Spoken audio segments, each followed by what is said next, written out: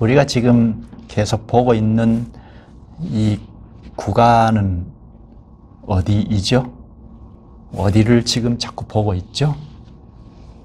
창세기 12장에서 출애굽기 19장 그 안의 구간을 지금 보고 있죠. 창세기 12장에서 하나님께서 아브라함을 불러내실 때 내가 너로 큰 민족을 이루게 하리라. 이건 우리가 반복해서 밑바탕에 깔고 있기 때문에 잘 아시리라고 보는데요. 아브라함 너로 너의 자손 언약의 자손들이 생산 양육이 되고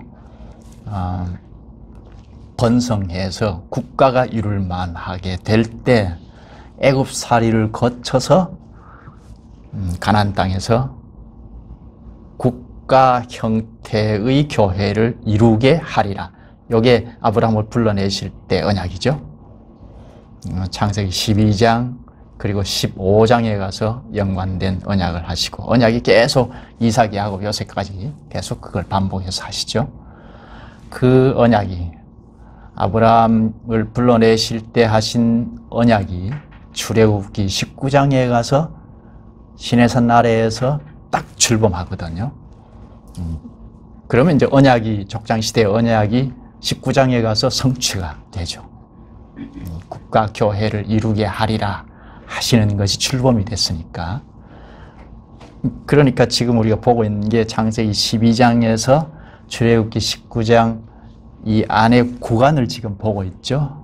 오늘 보고자 하는 내용은, 오늘 본문은 하나님께서 모세를 통하여 바로 앞에서 내 백성을 보내라 명령하시는데 바로는 딱 버티고 그렇게 못하겠다 하고 하는 내용의 첫 번째 대결입니다. 하나님께서 내 백성을 보내라. 앞으로 계속 본문을 읽어가시면, 출애굽기를 읽어가시면 내 백성 하는 것이 오늘 7장에도 반복해서 나오지만 앞으로 계속 나올 겁니다. 하나님께서 내 백성 보내라 하시는데 바로는 그렇게 못하겠다 하고 버티고, 그래서 대결을 하는데 첫 번째 재앙을 하나님께서 내리시니까 이건 첫 번째 대결이라고 볼 수 있습니다.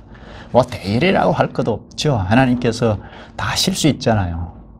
이스라엘 자손들을 내 백성이다 하고 빼내오실 수 있잖아요. 그런데 하나님께서 하실 때 그렇게 하지 않으시죠. 만약에 그렇게 하신다면 우리 사람은 그저 짐승 정도, 기계 부속품 정도밖에 안 되죠. 그렇게 하지 않으시고 하나님의 형상을 따라 지어진 사람이기 때문에, 비록 타락해서 마귀 휘하에서 움직인 사람이라 하더라도 그런 일반 법칙 이런 것들을 다 허물어버리고 무시하고 하지 않으시고, 그리고 특히 이 무대 위에 올라 있는 사람을 싹 무시하고 기계적으로 하지 않으시고, 그러니까 우리는 무대 위에 올라 있는 사람을 이제 중요하게 볼 필요가 있죠. 그런데 이렇게 표면적으로 겉으로는 모세와 바로가 지금 대결이 시작된 것이고, 그 이면에는 말할 것 없이 하나님께서 바로와 대결하는 것. 그 바로의 배후에는 마귀가 휘하에서 잡고 있으니까 하나님과 마귀가 대결하는 것이다. 그렇게 볼 수 있죠. 그 하나님과 마귀가 대결이라고 하면 우리는 얼른 이거는 승산이 있고 승리를 전제하고 하는 것이다. 그렇게 믿을 수가 있죠. 이건 옛날 이야기가 아니고 오늘 현재에도 역시 우리 배후에서 하나님은 그리스도, 전면에서는 하나님이신 그리스도께서 전면에서 마귀와 대결하고 세상 권력을 취하면서 우리를 제압하고 있는 여러 현상 배후에서 싸우고 있다 하는 것을 전제하고, 오늘도 신령한 싸움을 계속 싸우고 있는 현실이니까 이걸 전제하면서 말씀을 들어야겠습니다. 하나님께서 모세를 다시 파송하시죠. 그런데 모세가 아론과 함께 이스라엘 장로들을 만나서 이제 허락이 됐고, 이미 지난번에 바로를 대면하지 않았습니까? 내 백성을 보내라 하니까 바로가 딱 버티고 오히려 이스라엘 자손들을 압제하고 더 착취했지 않습니까? 그러자 이스라엘 자손들은 모세와 아론이 바로를 대면한 이후에 더 고역에 시달리니까 모세와 아론을 배척했죠. 그래서 모세와 아론은 설 자리를 잃어버렸습니다.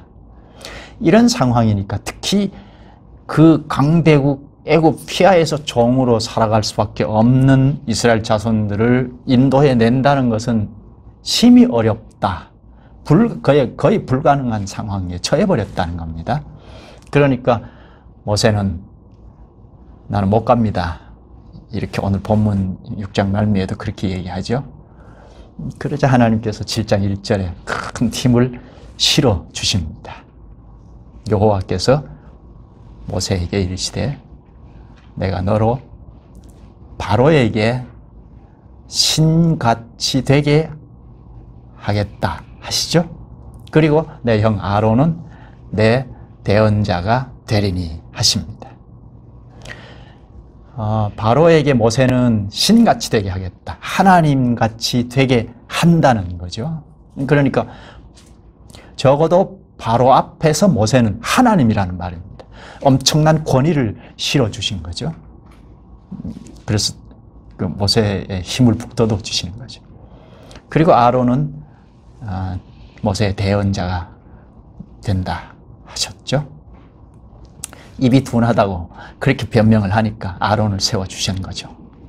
그래서 모세는 아론에게 모든 것, 하나님께서 가르쳐 주신 말씀을 다 전했죠. 그래서 아론이 이제 대언자로, 모세의 대언자로 앞에 전면에 나서죠. 특히 하나님께서 이렇게 대언자까지 붙여주셔서 가라 이렇게 파송을 시켜주시는데요.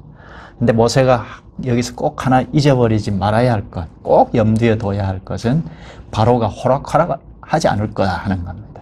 금방 보내주지 않을 거라 하는 것, 이건 반드시 생각해야 하죠.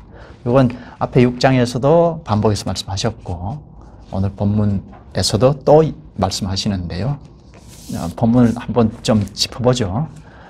7장 3, 4절을 보겠습니다.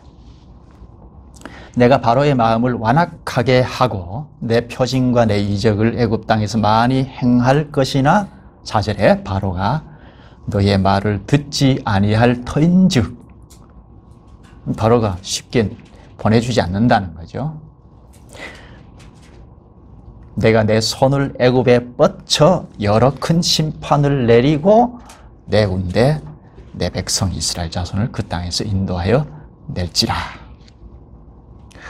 이게 모세와 아론은 심부름하는 거고 하나님이 손을 애굽에 뻗쳐 여러 큰 심판을 내리고 내 군대 내 백성 이스라엘 자손을 그 땅에서 인도하여 낼지라. 바로가 완강하게 버틸 거라 하는 것, 이제 모세는 반드시 전제하고 있어야 하죠. 쉽게 보내주지 않을 거라는 것. 그러나 계속 버티지만 반드시 구출할 거라 하는 것 말씀하시죠. 이렇게 인도하여 내게 되면, 바로가 손들고 보내게 되면 그 다음 여호와를 알리라, 여호와인 줄 알리라 말씀하시는데 5절입니다. 볼까요? 내가 내 손을 애굽 위에 펴서 이스라엘 자손을 그 땅에서 인도하여 낼 때에야 애굽 사람이 나를 여호와인 줄 알리라 하시며, 이스라엘을 인도하여 낼 때에야 애굽 사람까지도 하나님을 여호와인 줄 알리라 하시죠. 말할 것 없이 이스라엘 자손들은 인도하여 낼 때 하나님을 여호와인 줄 알 것입니다. 지난 6장에서도 말씀 반복했는데요. 여호와가 뭐죠? 한 번 더 짚죠. 이건 매우 중요하니까 늘 우리가 밑바탕에 깔고 있어야 할 주제인데요. 여호와. 여호와가 뭐죠? 모세가 하나님의 이름을 물었을 때 가르쳐 주신 거죠. 나는 스스로 있는 자니라 하시지 않습니까? 스스로 있는 자, 존재 자체라는 말이죠. 하나님께서 존재 자체인, 그러니까 스스로 있는 자, 에흐예, 아세르 에흐예인데요. 에흐예, 하야. 거기서 그 기본 어근에서 야훼 혹은 뭐 여호와가 나온 말인데요. 그러니까 스스로 있는 자, 이건 여호와, 우리 번역에는 여호와로 되어 있으니까 여호와, 스스로 있는 자 같은 말이라고 생각하시면 되겠고요. 스스로 있는 자다, 존재 자체다. 존재 자체이신데 자신을 나타내는데, 나타내실 때 언약을 통해서 나타내신다. 그 약속의 말을 통해서 나타내신다는 겁니다. 여기 스스로 있는 자를 가르쳐 주실 때 그 바로 앞에 보면 3장이죠. 3장 12절에 보면 하나님이 모세와 함께 하겠다. 내가 너와 함께 하겠다 하셨거든요. 그러니까 스스로 있는 자, 스스로 있는 자라는 말은 하나님이 함께 하겠다는 말에서 나오는 겁니다. 여호와라는 말 혹은 스스로 있는 자라는 말은 하나님이 함께 한다 하는 말에서 나온 거라는 말입니다. 이거 중요하니까 좀 외워놓으시면 좋겠고요. 그러니까 하나님이 함께 하겠다는 데서 스스로 있는 자, 존재 자체라는 말, 여호와라는 말이 나왔다는 겁니다. 함께 하겠다. 하나님이 함께 하겠다. 너는 순종하라. 이건 뭐죠? 이게 언약의 핵심이잖아요. 하나님이 함께 하겠다. 순종하라. 이게 언약의 핵심이에요. 하나님이 교회원들, 교회로 입회할 때 함께 하겠다. 나는 순종하겠습니다. 이렇게 서약하고 입회하잖아요. 그러면 하나님 나라 백성, 언약민이 되죠. 언약의 핵심이 하나님 함께 하겠다. 순종하라. 이게 이제 핵심인데요. 여호와 혹은 나는 스스로 있는 자, 이 존재 자체이신 하나님께서 약속의 말씀을 통하여 자신을 노출을 시키셔요. 요 계시라고 하죠. 나타내신다는 겁니다. 언약을 통하여 나타내시는데, 언약을 성취하실 때, 이루실 때, 여호와시구나, 과연 스스로 있는 자시구나 하는 것을 우리가 알게 된다는 겁니다. 언약의 하나님 또는 스스로 있는 자, 요걸 좀 더 보고 가십시다. 6장으로 다시 돌아가서 지난번에 본 건데요. 6장에서 하나님께서 내가 아브라함과 이삭과 야곱에게 전능의 하나님으로 나타났으나 나의 이름을 여호와로는 그들에게 알리지 아니하였고, 여기 아브라함과 이삭과 야곱에게, 이건 족장 시대를 말하죠. 족장들에게는 여호와로, 하나님 자신을 여호와로 알리지 않았다 하시거든요. 그럼 족장들은 여호와를 몰랐을까요? 전혀 몰랐을까요? 하나님께서 여호와로 알리지 않으셨으니까 전혀 몰랐다. 그건 아니에요. 알고 있었고 여호와라는 말을 썼어요. 그런데 하나님이 왜 여호와로 알리지 않았다고 하셨을까? 이것은 아브라함이나 이삭이나 야곱, 이 족장들은 여호와로 충분히 알지 못했다는 겁니다. 그 이유는 하나님께서 하신 언약이 완전히 성취되지는 않았다는 겁니다. 계속 언약이 이루어져 가는 그 선상에 있었으니까 여호와다, 스스로 있는 자시구나, 존재 자체이시구나, 이걸 충분히 알지는 못했다는 뜻에서 여호와를 알리지 않았다, 그렇게 말씀하신 거거든요. 당시의 언약이 뭐죠? 당시의 언약이 온전히 성취되지 않았다, 그런 점에서 여호와로 알리지 않았다는 말을 하신 건데요. 당시의 언약이 뭐죠? 창세기 12장에서 시작이 된 거잖아요. 아브라함을 불러내시면서 내가 너로 큰 민족을 이루게 하리라. 그러니까 국가 형태, 국가이기도 하고 교회이기도 하고, 국가 교회를 이루게 하리라 하신 약속을 하셨지 않습니까? 요 국가 교회를 둘러싸고 있는 게 구약 전체예요. 그러니까 당시의 언약의 핵심은 국가 교회라는 생각을 하는 게 좋아요. 요걸 밑바탕에 깔고 말라기까지 계속 이어가는데요. 이제 앞으로 말씀 계속 이어서 보시면 더 밝히 드러날 겁니다. 족장들은 국가 교회 건설이라는 이 언약이 부분적으로 자꾸 이루어가는 상태에 있었고, 완전한 성취는 출애굽기 19장에 가서 국가 교회가 출범할 때 성취가 되는 거니까, 그때까지 아직은 여호와를 충분히 알지는 못했다는 뜻에서 하나님이 여기 여호와로 알리지 않았다 하신 겁니다. 출애굽할 때 조금 더 좀 보십시다. 이거 좀 중요하니까. 출애굽할 때부터 여호와라는 이름이 여러 단계에 걸쳐서 노출이 됐어요. 계시가 되었습니다. 14장에 가면 이스라엘이 출애굽하여서 홍해를 건너게 되는데, 홍해를 건널 때 여러분 쉽게 영화를 보셨으면 아마 생생하게 기억하실 텐데요. 홍해를 건널 때 여호와 이름이 잘 드러났는데요. 14장 9절 한번 읽어보죠. 14장 31절인데 이스라엘이 여호와께서 애굽 사람들에게 행하신 그 큰 능력을 보았으므로 백성이 여호와를 경외하며 여호와와 그의 종 모세를 믿었더라. 이때가 홍해 바다를 건넌 직후예요. 홍해를 건널 때 어떻게 건넜죠? 이 물이 쫙 갈라져, 육지같이 갈라진 그 사이로 건넜잖아요. 근데 애굽의 바로 이 군대들도 막 쫓아오지 않았습니까? 홍해를 이스라엘 자손들이 다 건너고 애굽 군대들이 그냥 물이 겹쳐지는 바람에 수장이 됐죠. 그 자리에서 수장이 됐습니다.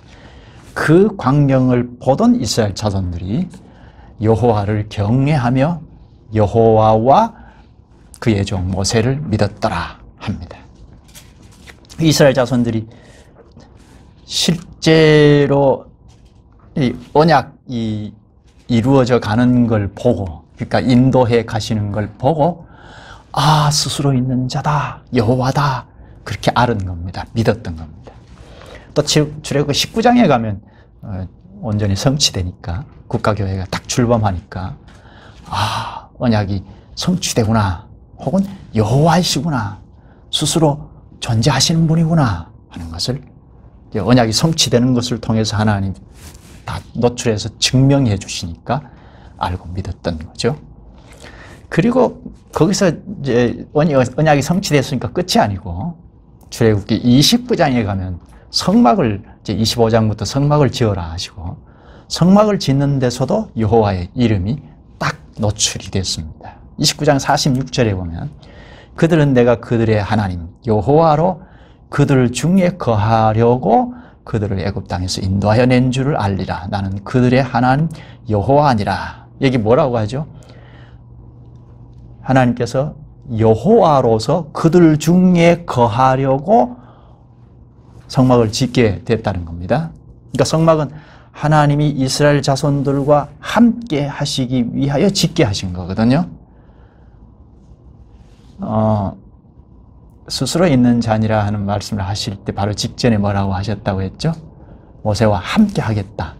그러니까 스스로 있는 자, 여호와, 이 말은 함께 하겠다는 데서 나온 말이라고 했죠. 그러니까 성막을 짓는 데서도 함께 하시기 위해서 성막을 짓도록 하셨으니까, 아, 하나님이 우리와 함께 하시다. 여기 언약이 드러나고, 그러니까 스스로 계신 분이 노출이 되고 여호와라는 것이 증명이 되고 하는 거죠. 이렇게 점점 더 여호와라는 이름이 풍성하게 드러나, 명료하게 점점 드러나게 되었고, 출애굽기 19장 이후에는 더 풍성하게 여호와 이름이 드러나게 된 겁니다. 시내산 아래에서 교회가 출범하면서 언약이 성취됐으니까 이제 끝이 아니고 계속해서 점점 더 밝게 하나님을 알려주셨는데요. 그래서 여호와라는 이름이 명료해지기도 했지만 풍성하게 알게 된 겁니다. 이건 오늘 우리도 마찬가지죠. 하나님께서 약속하신 말씀이 자꾸 배우고 깨달아서 알 때 여호와라는 이름이 더 명료해지고 풍성해지는 겁니다. 예수 그리스도께서 십자가에 죽으심으로 구약의 언약이 다 성취가 되었죠. 구약의 언약이 완전히 성취가 되었죠. 그것으로 여호와라는 이름이 명료하게 탁 노출이 됐다고 할 수 있는데요. 스스로 계시는 하나님이다. 하나님이 구속의 사역, 구약에 있는 언약이 다 성취를 시키셨구나 하는 것을 알 수 있는데요.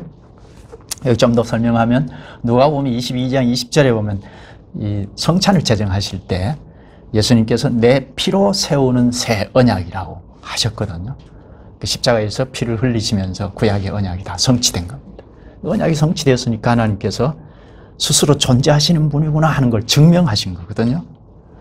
근데 그걸로 끝내버리신 것이 아니고 십자가에 피 흘려 죽으셨다, 구약의 언약이 다 성취됐다 하고 끝이 아니고 계속해서 그것에 대한 설명을 하시죠. 신약의 서신서들이 다 설명계시인데요. 설명을 쭉 계속 해나가십니다. 우리는 그걸 자꾸 배우면 이쪽 저쪽 배우면서 더 여호와에 대해서 더 명료하게 또 풍성하게 깨달아갈 수 있죠. 구약의 언약의 핵심이 뭐라고 했죠?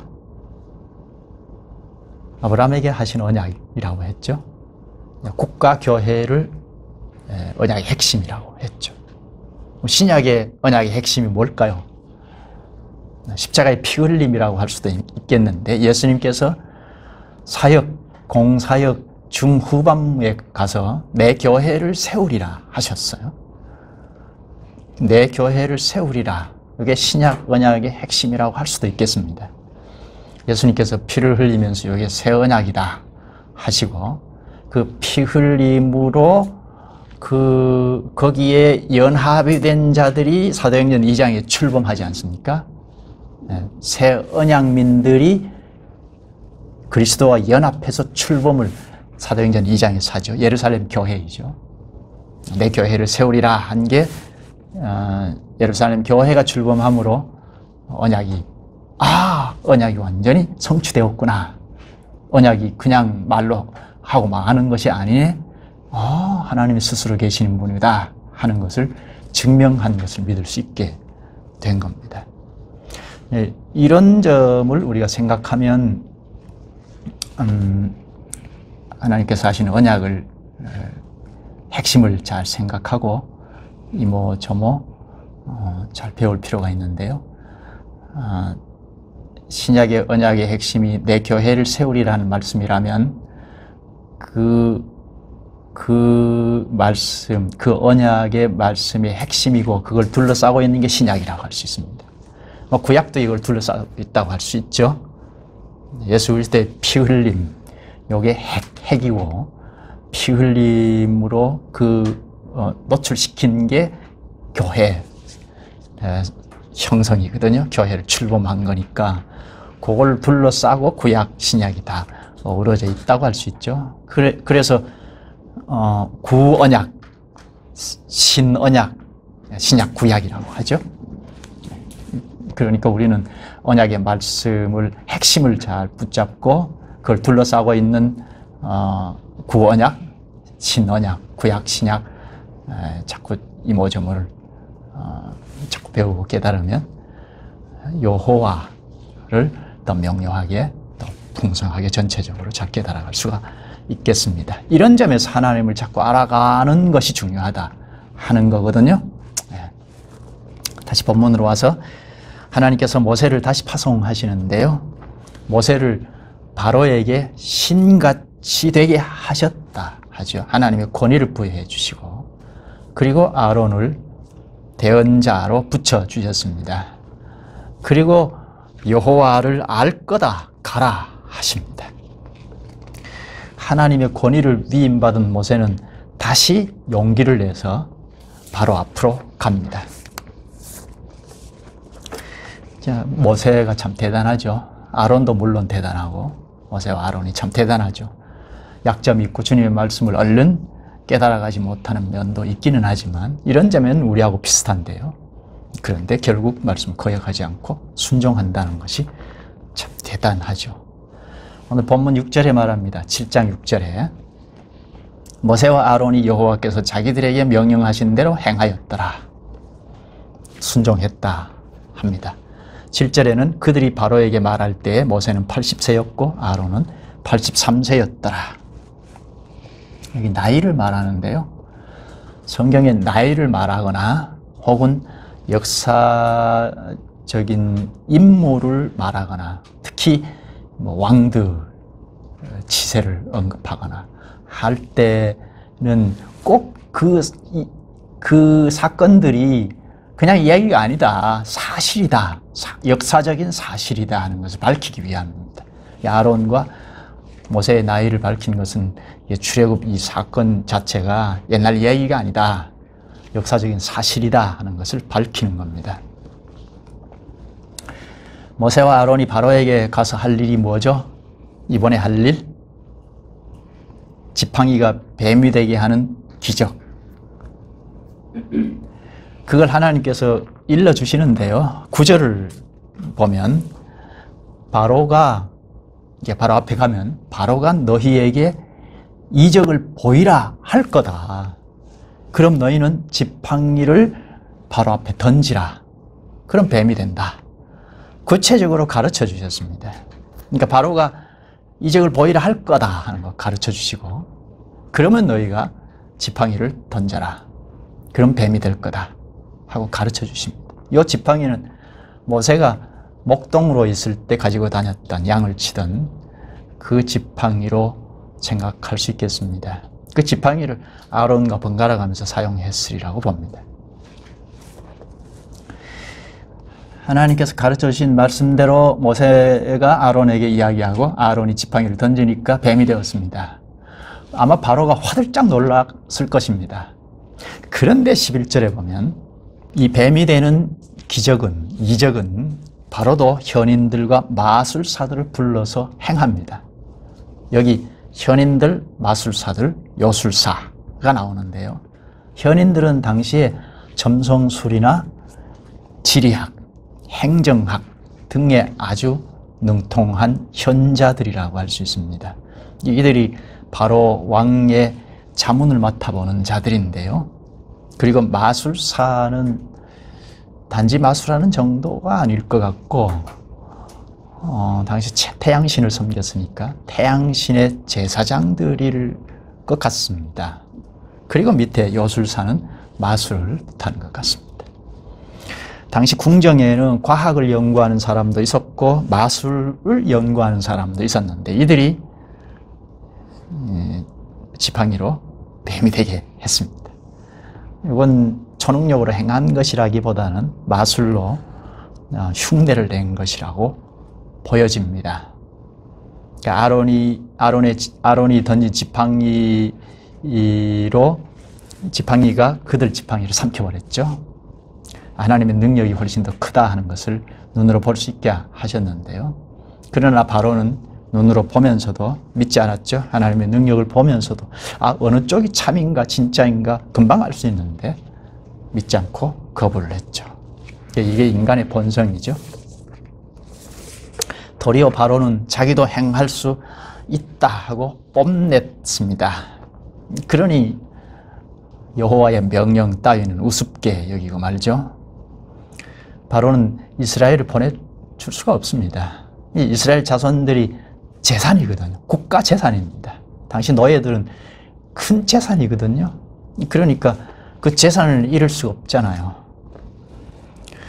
사람이 어두움에 처하면 이렇게 재산에 눈이 어두워서 하나님의 말씀을 전혀 생각하지 못하는 겁니다. 그 다음 14절을 보실까요? 여호와께서 모세에게 이르시되 바로의 마음이 완강하여 백성 보내기를 거절하는도다.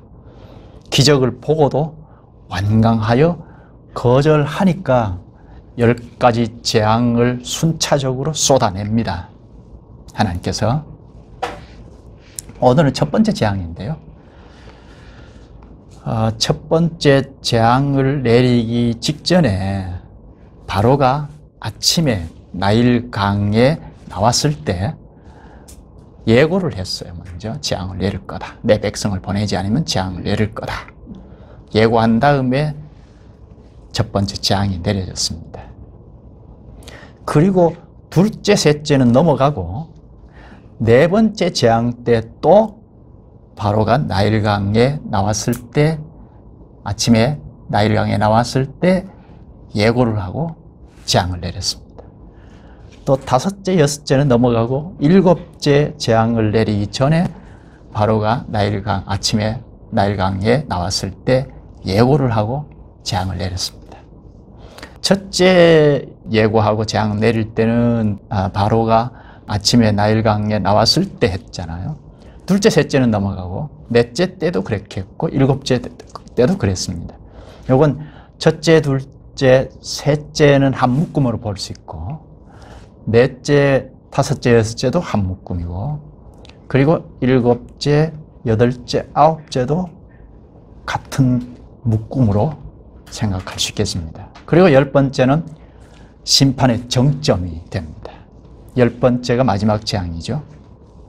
오늘 첫째 재앙은 강물이 피로 변하는 거죠. 한번 읽어보십시다. 19절을 보죠. 여호와께서 또 모세에게 이르시되 아론에게 명령하기를 내 지팡이를 잡고 내 팔을 애굽의 물들과 강들과 운하와 못과 모든 호수 위에 내밀라 하라. 그것들이 피가 되리니 애굽 온 땅과 나무 그릇과 돌 그릇 안에 모두 피가 있으리라.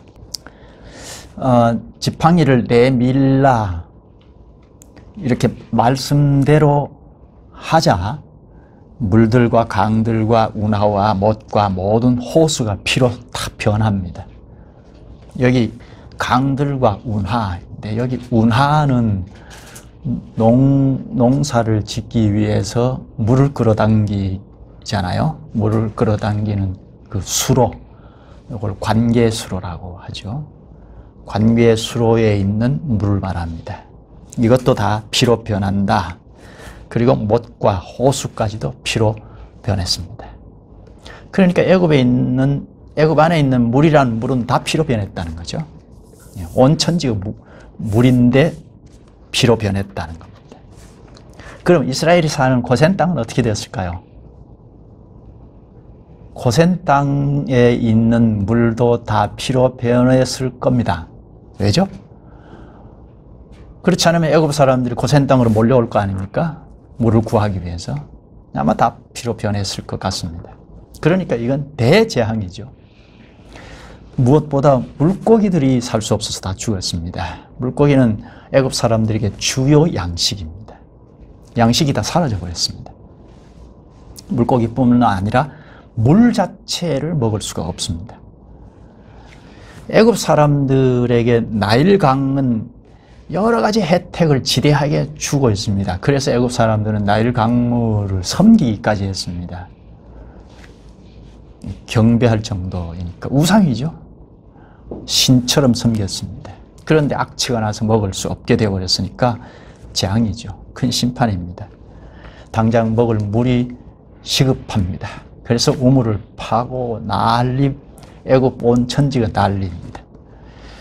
신으로 섬겼던 나일강을 하나님께서 심판하셨습니다. 이건 큰 경각심을 주는 거죠. 정신 차려라 하는 거죠.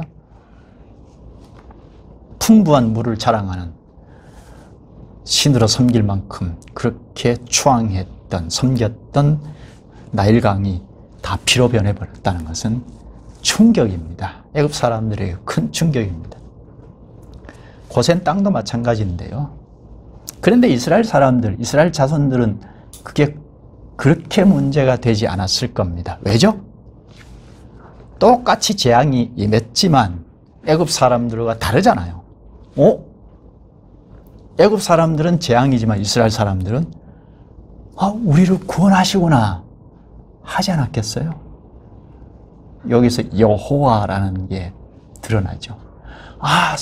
존재 자체가 맞네? 스스로 계시는 분이구나. 여호와시구나. 했을 겁니다. 이스라엘 자손들은 평생 대대로 노예로 살았습니다. 노예 굴레에서 벗어날 수 없습니다. 인생 존재 의미가 없는 상태입니다. 그런데 하나님께서 심판하시는 걸 보니 희망이 생겼습니다. 당장 물이 없어서 고통 중에 있을지라도, 그래서 애굽 사람들과 같이 우물을 파고 물을 구하기 위해서 고난 가운데 있을지라도 희망이 있잖아요. 아, 이제 우리는 구원될 수 있겠구나 했던 겁니다. 믿지 않았던 잘못을 회개했을 수 있습니다.